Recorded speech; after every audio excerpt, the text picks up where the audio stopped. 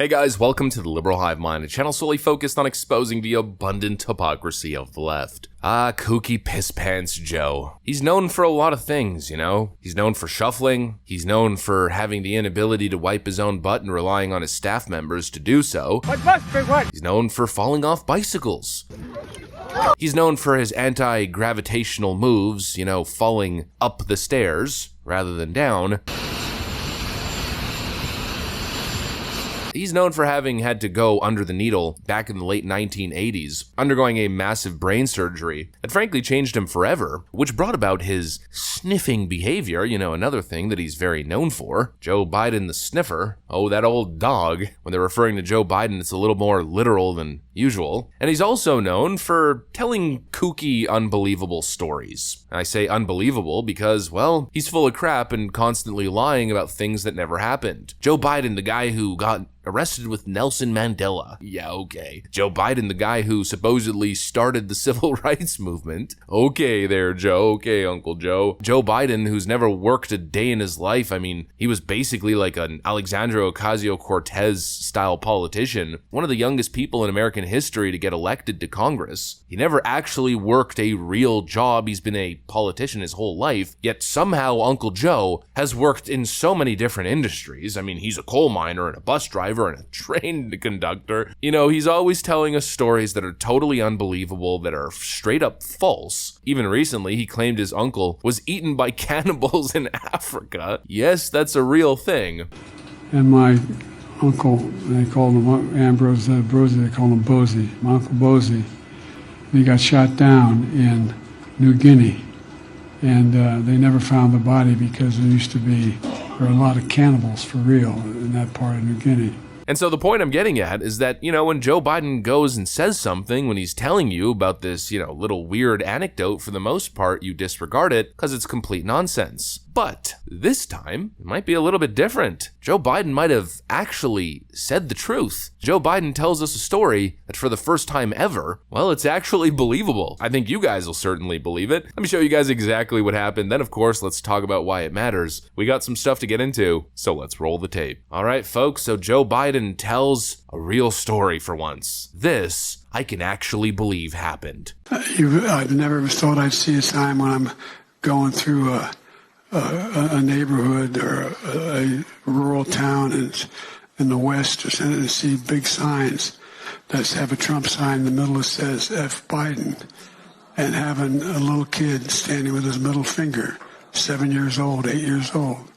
Well, I promise it happens all the time. Joe Biden tells us that everywhere he goes, he sees F. Joe Biden signs and sees kids flipping him the bird. Now that is something I can believe, and it's something I can get behind. It might be the first true thing to come out of this clown's face hole in a very, very long time. His entire campaign platform is built on lies. The border's secure. Yeah, okay. Inflation is down. Sure, Jack. I reduced the deficit. Yeah, okay, old man. Your life is better since I got elected. Please don't insult my intelligence. You know, the entire thing is nothing but lies and, of course, nothing but failure. And that's why this is believable. Because it's happening. Because we see it happening. Joe Biden has become the epitome of what it is to be uncool. At least everybody, except for those who have bought the snake oil. Joe Biden's become the butt of every joke. There's actually a funny moment from Tom Segura's podcast with amazing guest Shane Gillis that I think really is going to help me make the point. Yeah.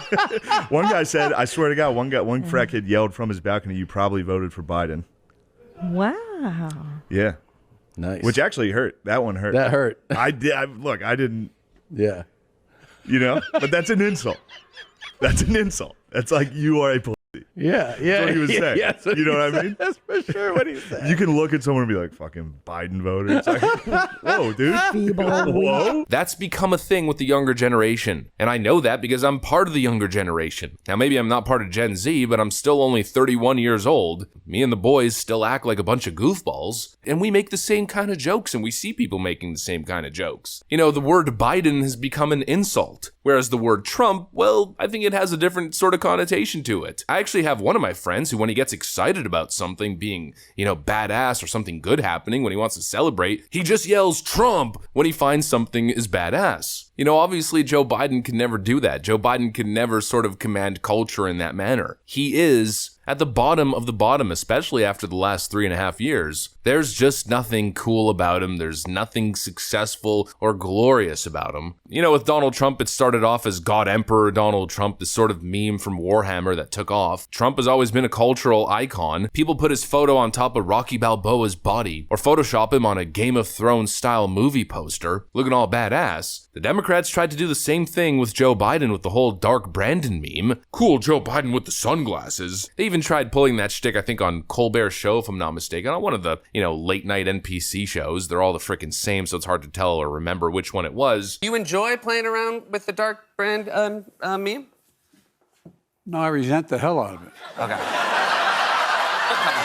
They tried to inorganically sort of match Trump's energy, match Donald Trump's cultural presence, but obviously it's not going to work. It was never going to work. It can't work because Joe Biden sucks. And the Democrats know this. I keep playing those clips of Stephen A. Smith saying that, they got nothing, that's why they're going after Trump. And it's true, Joe Biden has nothing in terms of actual accomplishments, track record, success, and obviously they have no policy message. Their entire campaign isn't built around selling Joe Biden, but rather running against the idea or the boogeyman of Donald Trump. They are getting so incredibly desperate. And in their latest desperate act to hopefully sway voters in Pennsylvania, Joe Biden brings out the Kennedy Brigade. But even they can't help but make the whole thing about stopping Donald Trump. Donald Trump mocks these values just as he mocks our system of laws. He predicted a bloodbath if he loses the election. We cannot afford to ignore his warning. We can say today with no less urgency that our rights and freedoms are once again in peril.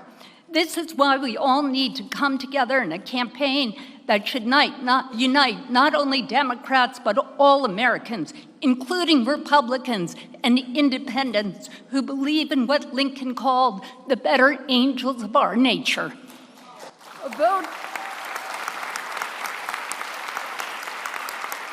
A vote for Joe Biden is a vote for our democracy and our decency. That's Kerry Kennedy during Joe Biden's endorsement. Reminds me of the Bernie Sanders endorsement we covered a couple days ago. You may have disagreements with President Biden. I certainly do. But if you believe in democracy, if you believe in justice, if you believe in workers' rights and women's rights, Donald Trump must be defeated and President Biden reelected in November. Donald Trump is the greatest threat. They say Donald Trump's name more than they say Joe Biden's name. It's actually kind of pathetic. And of course, when they try to paint Joe Biden as being this enigmatic cultural historical character, again, it just doesn't work. The Kennedys strike out once again. My name is Joe Kennedy. I'm Kerry Kennedy. Troy Kennedy. Kathleen Kennedy Townsend. Chris Kennedy. And I'm here to proudly endorse Joe Biden. Joe Biden. Joe Biden. Our future is on the ballot in a way in which we haven't seen in generations. The only way to win this election is for everybody to go out and vote for Joe Biden and Kamala Harris. When I think of modern politicians in our country in this century, I think Joe Biden is the RFK of his generation. Believes in democracy, believes in human rights, believes in the freedoms. This is a president who embodies the Kennedy legacy. Joe Biden is apparently the embodiment of who RFK was. Joe Biden is the RFK of this generation. Who actually believes that? I mean, come on. If that was the case, you leftoids would probably be promoting that message rather than trying to fearmonger people to the polls. But of course, this is the message. Very scary. Hillary Clinton suggests what Trump really wants to do is end his opposition. Because Putin does what he would like to do. Kill his opposition, imprison his opposition, drive, journalists and others into exile, rule without any check or balance. That's what Trump really wants. It's really important to think about what could happen to our world with Trump back in the White House. This is a very scary prospect. Give me a break. Nobody is buying any of this nonsense. It's all so incredibly unbelievable. The only thing that's actually believable, as I mentioned earlier, is Joe Biden's little anecdote of his experiences on the campaign trail. Joe Biden finally told the truth for once. All right, well, that's pretty much what I got for you guys on this one. Hopefully you enjoyed the video. If you did, make sure to leave a like and possibly subscribe. Thanks for watching, and I'll see you on the next one.